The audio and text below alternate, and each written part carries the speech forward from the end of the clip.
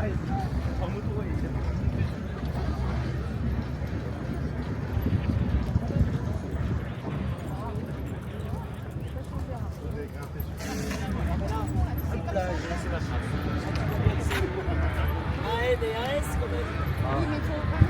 so we're at Virage Raccordement, which is, I think, French for connecting corner. So this connects the 24-hour circuit with the Bugatti circuit. And cars, race cars don't hit this sausage here. This is obviously pretty dangerous. But they hit all the other curbs through the Ford chicane, which is down there. We're hitting all these curbs here, so you got really good shots of the cars hitting this curb here. Individual jokes. You see them bouncing. To avoid getting run over by a bicycle. So obviously apex here, we'll go over these curbs and you can see how the car bounces and gets a little bit of air. And go down to the Ford chicane, we'll show you the same thing. There's the Motul stand. Right, see if I get the names right. So down there is the Virage karting and Porsche curves before that, so cars are hitting pretty good speed as they approach the Ford chicane or Ford corner. So they enter over here and then cut into the apex here, going over all of the curbing, left side and then right side for the chicane, and then heading up to the Virage Raccordement. We'll take a look at the crazy curbs. It's a little bit of bouncing over here, a little bit of raised gators, but it's much more dramatic down here at the apex.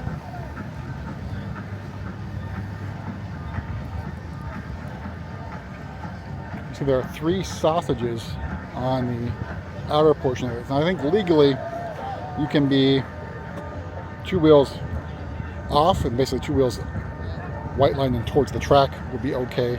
Otherwise, track infringement or track limits. I can see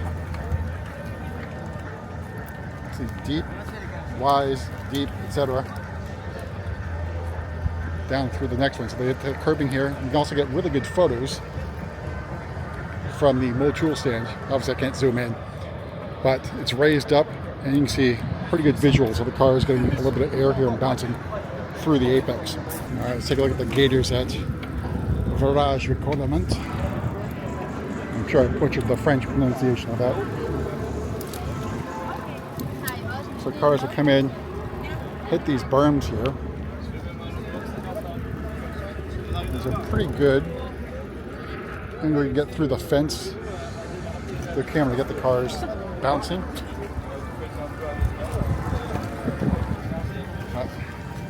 Just look how tall these are.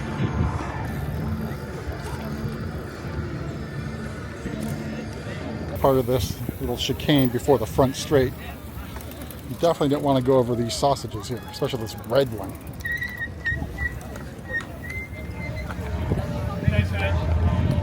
Okay, let's take a look at how high that is. And hopefully you can see this on camera.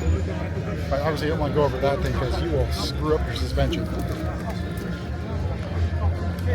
So, continuing our journey with the front straight. So cars will track out all the way over here, and having taken a hot lap in the Porsche at night, this course is extremely fast. So basically you're almost full throttle throughout the entire course, which is crazy.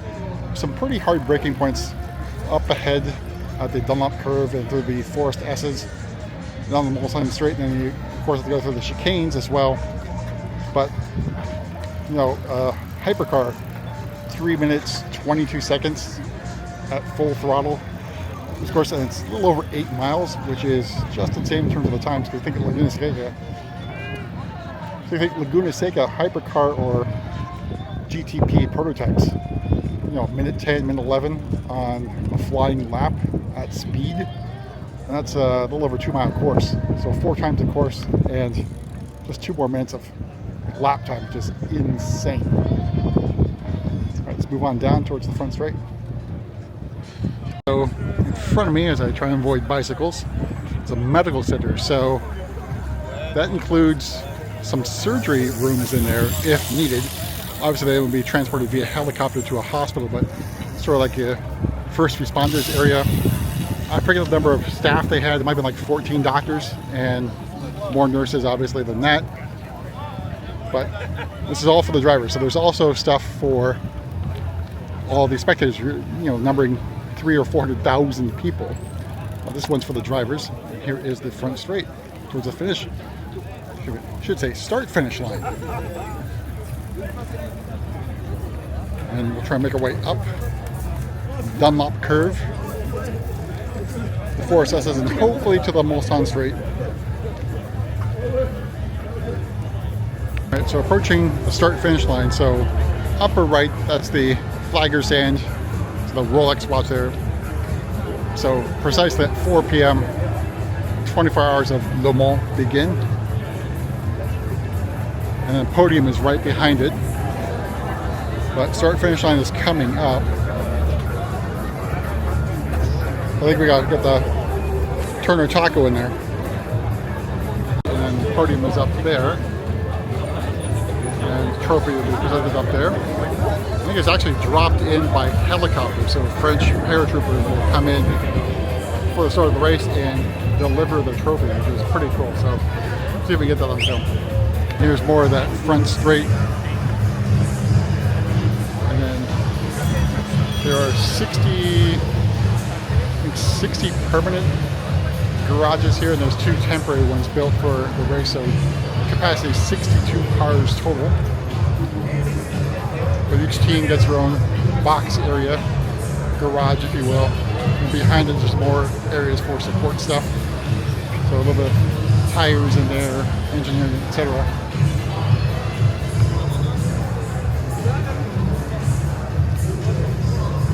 But lovely day for a walk here, or bike ride, or jogging, whatever you want to do. 3.5 hours for everyone here at Le Mans to do as much or as little of the track walk as you want. You see a lot of people choosing to go take a look at the cars and garages. So you might be asking about a grid walk. It does exist. However, it is controlled, and it's controlled by price. So I think 2 years ago, it might have been like 600 euros or so. So it might have been 600 euros or so to get that access to the grid walk. It's also part of many of the hospitality packages as well, but not all of them. So you get a wristband, you get to walk the grid for like an hour and 20 minutes or something like that. But we'll have more of that. I think we had it on the channel a few years ago.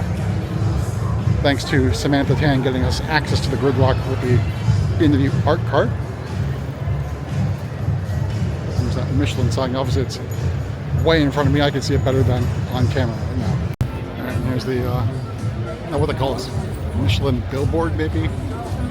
Scoring timer is up there, so it'll scroll through the times of the cars and positions, etc.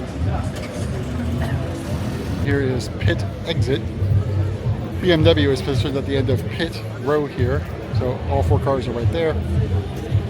They rejoin the track here. There's a blend line going up the Dunlop curve towards the Dunlop Bridge, even though it's been renamed as, or rebranded as Goodyear.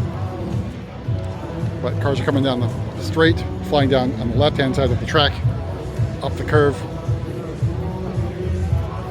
We're beginning our ascent up the curve.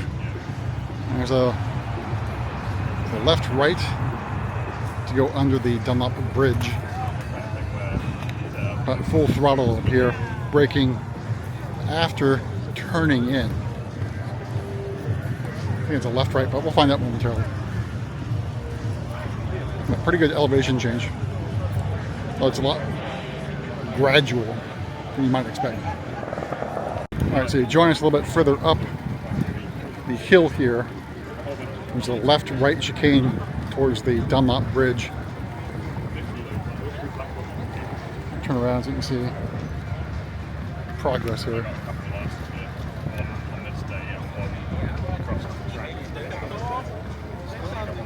So I'm not sure of the grade here, but it's not too steep.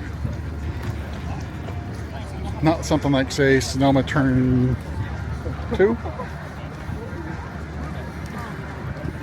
Or Turn 1, I guess, right? Up to Turn 2. But you're going to be heavy on the brakes up here. Got track right to make that left turn. And you got a pretty quick transition to the right, a lot more up the hill, and then you go downhill into the Forest S's. More curbing up here at the right-hander before the bridge. You see the cars go over this curbing. I'll avoid the sausages on the right there. And here's the bridge. So I'm not going to call it Goodyear, it's Dunlop. Surprise, there's the trophy is on display up here, just before the bridge. So obviously I can't zoom in, but there's a smaller trophy than others, which is basically a representation of the original trophy. We are at the Dunlop Bridge. And that is what's shown here. This is the top of the course, then we begin the downhill after this. The Forest S's. On the way to Terre Rouge. Again, probably butchered that. So leads you onto the Mulsanne Street. Through the bridge into the Forest S's. So time-wise in the car, obviously not very long from here to the Mulsanne Street, but on foot it could be some time. Now we're entering the bottom of the hill. Looks like we had a boo-boo up here.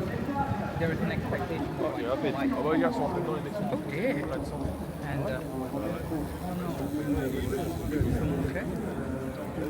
And the left-hander into Terre Rouge. Alright, made it to the Forest S's. On our way to Terre Rouge, which I believe means Red Mound in French. And this is the last corner area before heading onto the Mulsanne Street. I don't know how far we're going to get to go around this track. We're not going at a very good pace. We're not going to make it in 3.5 hours. And here is the corner. So coming down speed, left hand side over here, apexing there. First you go over a little bit of the curbs, track out to the left, and then I can't imagine using much brake here. It might just be full fucking throttle through this thing. It might just be full send through this corner. Of course, don't take advice from me. I'm not a professional race car driver. There's a big crowd up ahead too.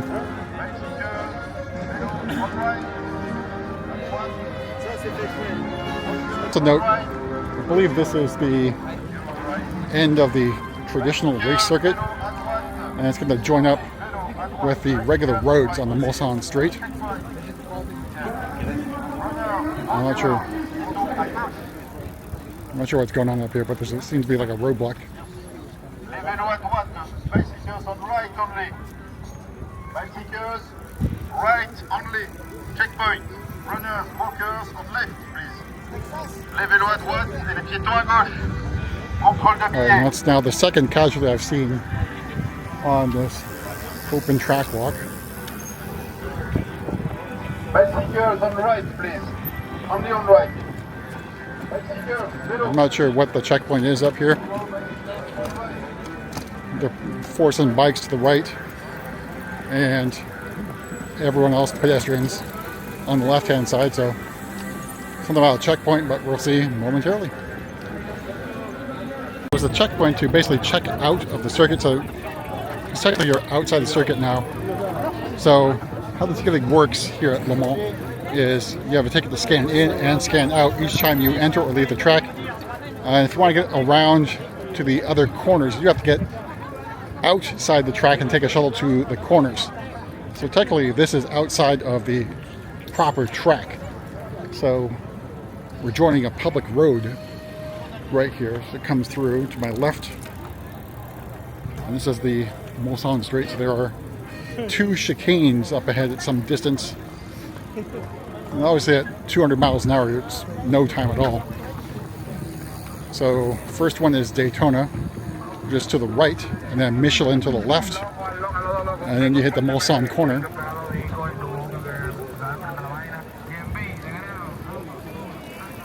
I don't know how far we'll be able to get to go around the circuit. It's not going to be the whole thing.